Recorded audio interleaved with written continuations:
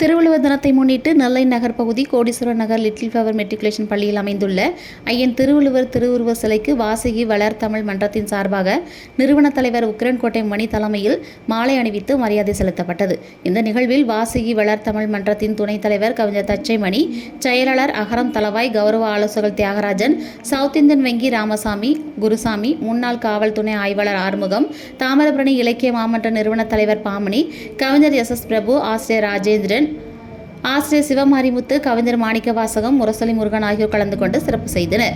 தமிழுக்காக தன் நலம் பாராது அயராது உழைத்துக் கொண்டிருக்கும் கலை பதிப்பாசிரியர் பாப்பாக்குடி ரா செல்லுமணி அவர்களுக்கு வாசகி வளர் தமிழ் மன்ற தலைவர் உக்கிரன்கோட்டை மணி பொன்னாடை அணிவித்து மரியாதை செய்தார்.